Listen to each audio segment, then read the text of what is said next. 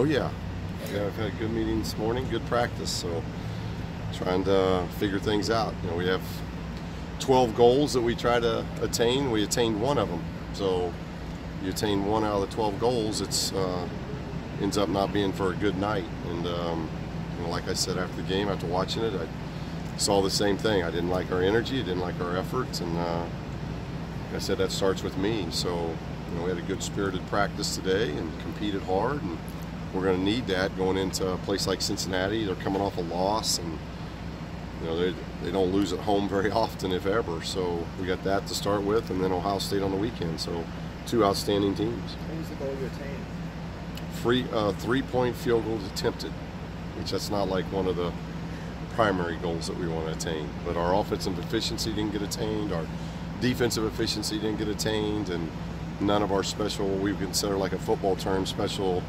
teams, transition, OBs, out of timeouts, none of that got attained. Free throws, you know, so very discouraging.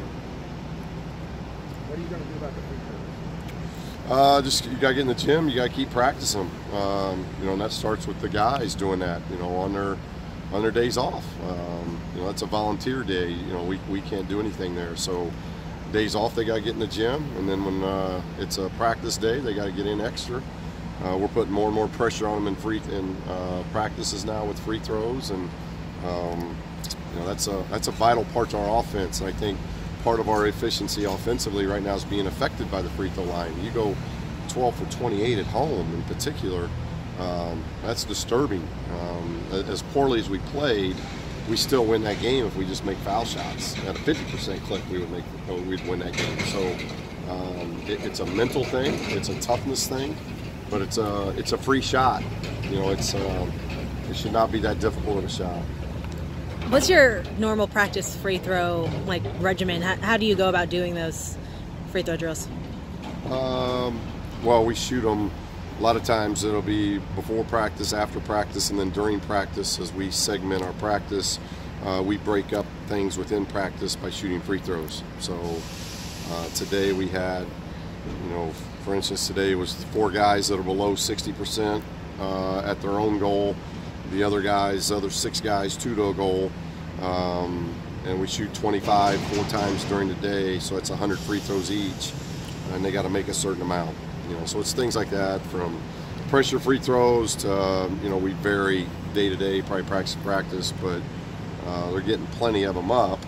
And then, like I said, if you don't feel like you've gotten enough in, then as an individual, you got to get in, and you got to practice foul shooting. It's not just going to happen. You got to get in there and put the work in.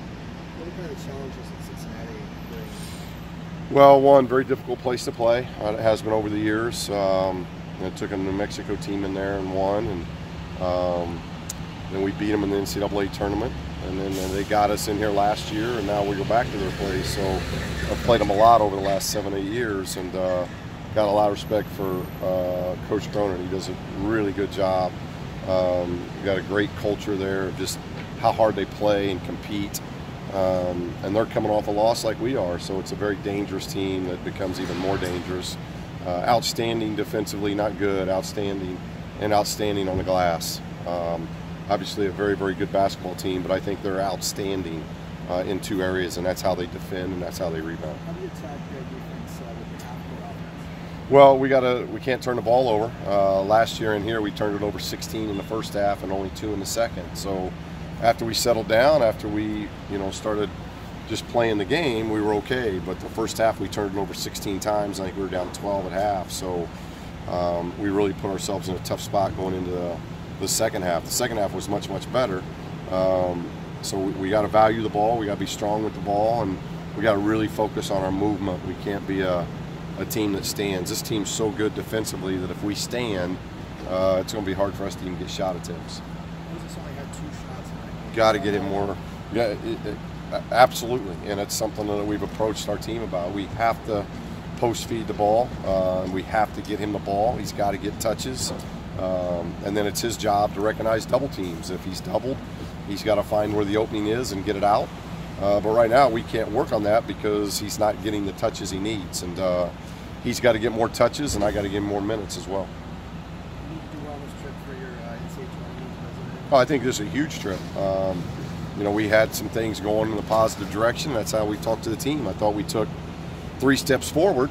Hawaii, LMU, Notre Dame, 3 really good steps forward of what we did coming from Vegas.